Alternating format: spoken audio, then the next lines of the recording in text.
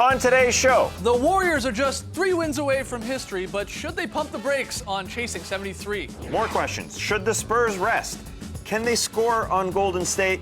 And who's the latest to rip the Dubs? And we put a little hot sauce on this week's top 10 plays. It's Friday, April 8th. The starter starts now.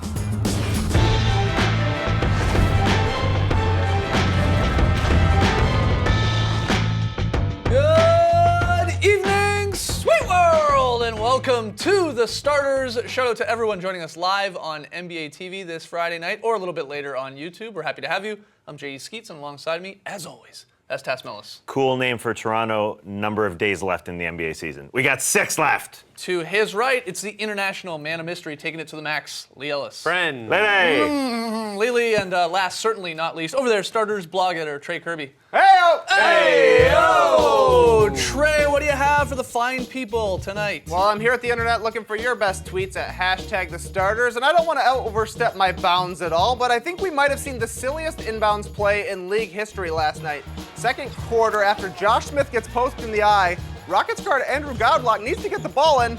Nobody around, so he goes off Josh Smith's butt. Yep. Kind of a smart move. We've seen this sort of thing underneath the basket when you inbound it and get a quick bucket, but never off your own teammate. And it brings us to today's question. What should we call it when a guy throws a pass off somebody's butt? Could be anything. For instance, you could call it a rump bump, or maybe a tush pass, or my personal favorite, the badonka-doink, since you're doinking it off of a badonka-donk. Yeah. Nonetheless, be creative. Send us what you think we should call an off-the-butt pass at #TheStarters, and try and keep it, I don't know, 70% clean, something I can say on TV. Yeah, good luck with that. Yeah, exactly. Well, let's see what the tweeters out there do. All right, fun show tonight. We got Tass's Worst of the Week. We got the top 10 plays of the week. We got a good one for you this week. But we start with the Warriors and the Spurs. Round 3 last night. 70 wins down, 3 to go for Golden State. They dominated the Spurs on Thursday night. They won 112-101. They're now 70-9. The hopes of that 73-win season are still alive. Despite a quiet first half from Steph Curry, the Warriors went into the locker room up 12 thanks to a tremendous defensive effort in the third quarter. Steph got cooking. Dubs pushed the lead to 20. Game over. They get it done. So we play a little game tonight called True or False, Warriors Spurs edition. I'll ask you guys a few true or false questions here at the table. Play along at home. Jump on Twitter whether you think it's true or false. It's as simple as that. First one, guys. True or false? The Spurs can't score on the Warriors. We've now seen 3 games this year where they've struggled to score the basketball. True or false? I think that's a little bit false. Okay. And even if that is sort of in our minds right now, that just speaks to how great the Warriors defense is. It's incredible. But I think Boris Diaw is a bit of a key for the San Antonio Spurs. He didn't play yesterday, and he's going to be playing in the postseason when these two teams play, and he's going to be playing alongside LaMarcus Aldridge, who has to play better. I think Boris Diaw opens up some space for LaMarcus. And yes, LaMarcus hurt his pinky yesterday, but he just has to relax a little bit more, and I think Boris makes the offense a little bit more dynamic. I thought LaMarcus was shooting on the move a little bit. I think he has to be more LaMarcus a little bit more. The turnarounds, a little bit more. The set shots. I think we're seeing here, the Warriors defense is so good that you have to rely on the dynamic players on this Spurs offense. And that's LaMarcus Aldridge, and that's Kawhi Leonard. They just have to be better. You can't start Tim Duncan. I just think it's evident. He has to go to the bench. You got to go with Boris, who can do a little bit more inside and outside, and you rely on the big guys. You got to get more from LaMarcus, like what he did when they did win. You know, he went for on 20. March 19th, yeah. Yeah, he went for 26 and 13. They relied on him. He was great. And Kawhi came on yesterday. They have the recipe. I think they have the tools. Boris Diaw started in this game when they won. That's what's going to happen in the postseason for them to do it. In that game where they did win, there was no Andrew Bogut, and I think LaMarcus and Popovich and Boris Diaw really took advantage of the height factor, the height advantage that the Spurs have, and they weren't able to do that last night. LaMarcus did get off to a bit of a slow start. Then when you injure your finger, it just does affect how you grip the ball and how you get that shot off. He went to the bench, they popped it back into place, he goes right back out there, and then it pops out again. Yeah. That's going to have an effect on Sure. you, and it really did. After he did that, the Spurs missed 9 of their next 11. Yeah. It was a 14-0 sort of Warriors run, and the game was, to some extent, over. Spurs sort of clawed their way back at times. They made it interesting, but that really did them in the injury. I didn't like the shots on the run. That kind of No, made I hear you on that. But that's the defensive pressure applied by the Warriors that Yeah. we didn't see necessarily in that second game. And defense wins championships, we know, but it's rare that the Spurs find a team who've got a better defense and a better offense than them. And that's what happens again with the Warriors. I mentioned this before. Their offense puts pressure on your offense because you know that they're not going to go more than 2 or 3 possessions without scoring. And so if they build up that early lead, 6 to 10 points, very hard to chase them down. Even the game they won, that game 2, it was a low-scoring affair, Yeah. if you remember. And the Spurs did a great job, don't get me wrong, of mucking up that game. Yeah, that's- slowing it down to a crawl, Yeah. which is what you have to do against this Warriors team. But of course, only putting up 87 themselves, and you see the numbers there through all 3 games now, well below their season average in terms of points and just offensive rating. Yeah. This is a really good offensive team, the Spurs.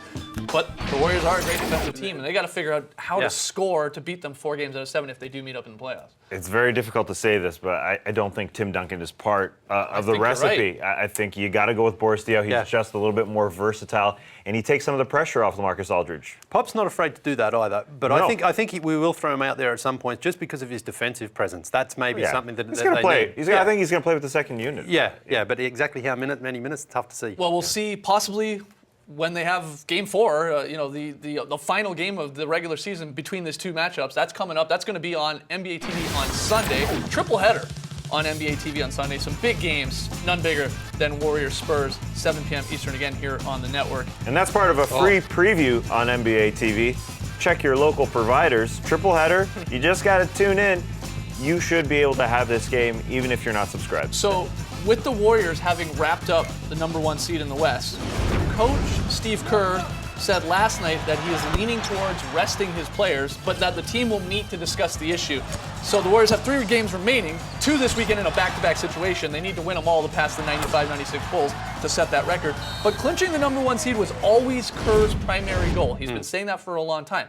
They have that now. They So, do. true or false, the Warriors should continue to go all out for 73 wins. That's true. You're this close to it, you've got to go for it. Can you imagine if Steve Kerr does go to his players and say, okay, I think you should sit down and get some rest? Not one single player is going to want to sit for these last 3 games and potentially miss out on history. So it's in probably Steve Kerr's best interest to just say, let's not even talk about it, guys. Let's just go out and try to beat the Grizzlies, try to beat the Spurs, and then if we have a chance to beat the Grizzlies again and do it, let's just go for it. They're likely to get they're going to get at least 2 days before the playoffs start, possibly 3. Yeah. So they're going to get plenty of rest. They're going to come in fresh. And we know their first round is likely to probably go no longer than 5 games anyway. So I wouldn't be too worried about it with his players. They're all young guys. Maybe Andrew Bogut's the only one who's in his 30s. The other guys, though, they're all young. They're fresh. They're going to get tons of rest. They have 2 days off before Memphis.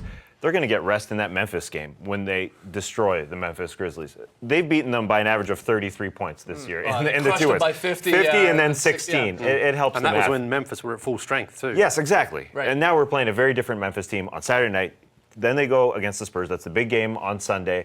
Then they play the Grizzlies one more time, and then there's a couple, 2 or 3 days off Yeah. before the playoffs start. Maybe even 4 if they play the late game on Sunday. Who knows how it'll work out. But, I think you bring up the Grizzlies game. That's interesting. And we've seen them do it multiple times this year against teams, can they just put away the Grizzlies by the second Fast as quarter? possible. By the second quarter, let's say early third quarter, they build a 25-point lead, and then Kerr can easily go, okay, we probably got this one in the bag. Let's let the reserves take care of the rest.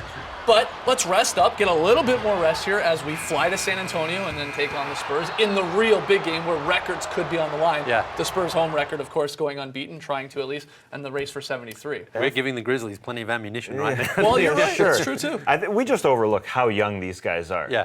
No, it's true. When Tim Duncan was a young guy, he played 39 minutes a game for his first 6 years. That's what he averaged. None of these Warriors come close to Right, that. right. So all this talk about, are they sort of exhausted just because it's the end of the season? They've won 68, 69, 70 games. Are they tired of playing basketball?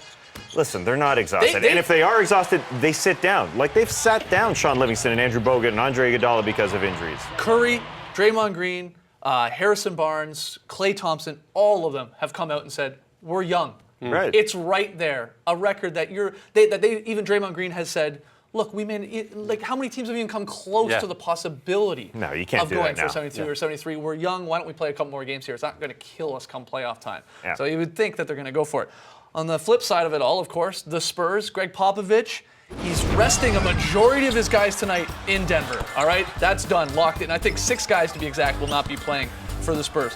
But that's good news if you're a Spurs fan, because that means likely that they plan to utilize that entire group on Sunday when they host Golden State with, again, that undefeated home record on the line. So true or false? The Spurs, despite, again, the undefeated home record, true or false, they have nothing to gain by playing all their guys on Sunday. What do you think? I think that's true. You think so? I think they don't give the Warriors a chance to figure out this Boris Diaw lineup and how to defend it. More reps against it doesn't make sense. to me. I wouldn't want to see that. Plus, the last game they played in San Antonio, they won. You can go into the postseason and say, all right, last game we played against these guys, we beat them. But why take a chance and possibly lose this game and not have that in your back pocket? Plus, give them the opportunity to see that Boris Diaw line up more and more and more. Surprise them with that in that conference final. Yeah. What do you think? I'll say false because I think you can always gain something out of potentially a win. And the Spurs probably need one more game before they start counting against the Warriors to try to figure out something else and maybe to try to slow them down again. And again, because the Warriors weren't at full strength that last time they played in San Antonio, they're likely going to be at full strength this time. Popovich can have a bit of a look and say, okay, this is what we know we have to do differently next time we play them. And he gets almost like a free hit at trying it. So I don't think you gain anything by losing ever. I think you can go out there and try to win and try to find you just get 48 more minutes of film that you can dissect, go through. And Ginobili has said so. I mean, he says they're such an unorthodox team, the Warriors are, that it might be beneficial, especially when you got a genius like Pop, to get 48 more minutes to, again, look try at something different. What are we doing differently here? It works. You think you're tipping your hand a little bit. Yeah, it works the same way for the other guys. It does. The other guys who have a better offense and play an incredible defense, you give them more visibility, more reps against your best lineup, which they've only seen once this year with Boris Diaw, I think is their best lineup. Pop also says, again, they're resting a lot of their guys tonight. They're going to hopefully play on Sunday. And he just says it doesn't matter who we're playing because of that. It's just the quirk of the schedule. Yeah. He doesn't like his guys having 2 or 3 games off in a row, especially heading into the playoffs, where then, maybe you're a little rusty. Yeah. It comes back to that rest and rust thing. So he says, hey, it just happens to be the Warriors on Sunday. Sure. Happens to be on NBA TV. 7 o'clock. We're going to play them. Oh, what a beautiful time, isn't it? Great for you, not too late, not too early. All right, we got a lot more still to come on the show. When we come back, TAS Awards, the dishonor for worst of the week. Come on, Horace. Oh, Come on, Pips. Horace.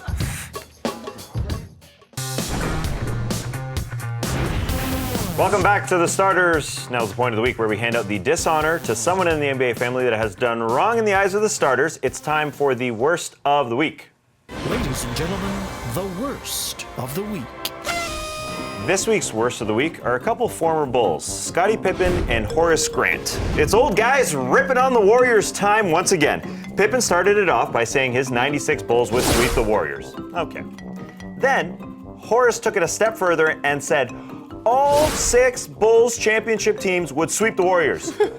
All 6! Even though those Bulls didn't sweep any of their finals opponents. 5 actually won 2 games versus Chicago. The Bulls didn't sweep Los Angeles or Portland or Phoenix or Seattle or Utah, but Horace says they'd sweep just the second team in history to win 70 games. Also, Horace Grant was only part of the first three-peat. Where does he get off coming off with the winner of this fictitious matchup when he wasn't even there? Huh, Horace, huh? Horace Grant and Scottie Pippen, your worst of the week. I find it a little more digestible for old guys to say, our teams would have crushed them. I would go for 50 in this era because the rules are different. But when you didn't sweep anybody, and you come out and say, weird. And he wasn't part of the second, well, it doesn't really make sense to me. We said this on the drop, though. I do look forward to Draymond Green in 25 or 30 years saying they would absolutely kill anyone and would have beaten teams 100-0. You know that's coming from I know Draymond the Sixers got 80 wins, but they couldn't beat us in the finals. Yeah, exactly. That is going to happen. You can lock that Angry in. Uncle Bob. Sure. Yeah, for sure. We also had a runner-up, a couple wedgie teases this week. We thought we had a couple wedgies. This one, right after the shot clock expired, Trevor Ariza pulls up and it sticks. It doesn't matter because it's after the whistle, even if it did stick. It's not a shot attempt. It's nothing. It's nothing. This one after the whistle as well, just some fun. It's cool looking. I was there. I saw that live, Tess. And Yeah. it crushed me.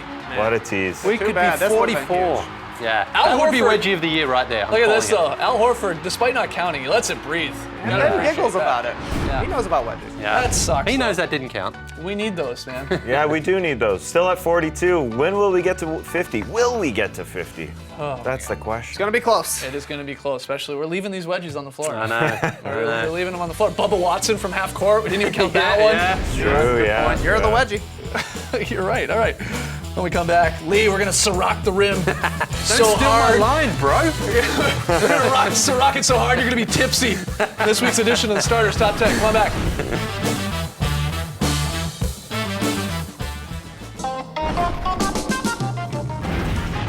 Welcome back to the Starters. last night we saw the very unorthodox pass off the butt from Andrew Gowdlock off to Josh Smith. Great teamwork there. Poor Josh. Down and out. Got to get the ball in, though. Got to get the ball in. Got to lose to the Suns. Anyway, we asked you, what should we call a pass off the butt? You let us know on Twitter. Trey, you got to feel the best Some answer. great answers. First one comes from Nick Federico, who says the gas pass. Whoa. The PC version of a lot of your other suggestions out there. Ratchet says a sneaky cheeky, which I certainly like. Yeah. Albert Floor says butt meg, which I thought was great. Good. 73 or Bus says the moon bounce, which you might remember from your, birthday parties or something like that. A new meaning for it, but my favorite comes from Sad Tar Heel fan who hit us with the Heiny Dimey butt bullet or the gluteus passum. A lot of great answers out there. A lot of great butt terms. Good to hear it. That would be what like Clyde Frazier would Oh, go no with doubt about it. on the call for sure. All right, keep it. Gluteus passum. There you go. Keep the terms coming in for the butt pass on Twitter. All right, but now let's take a look at the top 10 plays that made us celebrate this week, presented by Syrah. Oh, so smooth, so smooth. At number 10, it's the Young Bucks, the Greek Freak, Jabari Parker. We have seen something like this from Jabari multiple times this year. He climbs the dead man there Yeah. and throws it down. And kicks his feet up. Interesting. Talking about seeing something many times this year. Oh, boy. This is Zach Levine, the two-handed windmill. I believe I can fly. Look how easy this is. Crowning the Kings. Yeah, I got bored with the one-handed windmills. Just added a second. At number 8, KJ McDaniels with the sweet up and under. Beautiful. Against the Thunder. Yeah. What touch? Yeah. And he's got the cornrows. And he's going for like the Allen steal Iverson. straight away. Yeah. It's not just you, Kawhi. At number 7, a surprise dunker, Nick Stauskas. Oh, you know what he did there, boys? What did he do? He rocked the rim. He did. He got Miles Turner and watched Monte Ellis and George Hill on the bench. How did that happen? Sauce Castillo did what? All right, well, Miles Turner got dunked on, but he also dunked on Jeremy Grant here. Yeah, this is big. Jeremy Grant's had a lot of great blocks. Yeah. Yes. He got gut on this one. He was going to sort of Yeah. like volleyball pack that one. Yeah. I guess And- you could say that tables have. You could say that. You could say that louder next time. At number 5, this one's for the US of A because it's a Yannis Statue of Liberty dunk. Freedom, liberty, and the longest arms in the league. That's Oh, gorgeous man. stuff right there. He could have actually taken off so much further, which is even crazy. Oh my God, freeze it, freeze it. Yes. We love a good freeze. Let's I have more love of that my, on that yeah, show. I love my Ciroc cold. Josh Richardson at number 4. yeah, this was beautiful, this one. Two-handed down the lane. Wow, yeah. And I love this. This is like the Spreewell moment right here. Yeah. Screaming while you're throwing down a two-handed dunk. Watch this. A great block. Courtney Lee giving LeBron some of his own medicine, chasing him down. Oh, yeah, man. beautiful. Perfectly timed. And they somehow saved it as well. Watch Courtney Lee go right into the cameraman. That's some dangerous stuff. You'll see it from this angle too. Amazing block, giving up the body, flying into the Goes first the row. man. At number 2, DeMarcus Cousins with the bully ball. Oh, yeah. Yeah. Get off me. Get off me. Tosses Two Plumlee. of them. That's mean. Been a bad season for the Kings, but nice dunk. It's been a bad season for the Sixers as well. Carl Landry gets hammered by Marvin Williams, puts him on a YouTube poster. That doesn't even make sense. That's a beautiful dunk. I give that an upvote. Marvin. That's huge. That's huge. Marvin Williams. See, Chris Paul can't do that. No, you're right. You're right. He can't. Totally. So it all makes sense. He should. It all makes sense. Marvin, makes sense. Great dunk. Agree, disagree? What did we miss? Let us know on Twitter. Hashtag the starter. One more break when we come back. Lily's very solid play. LeBron says Chris Paul's like John Stockton.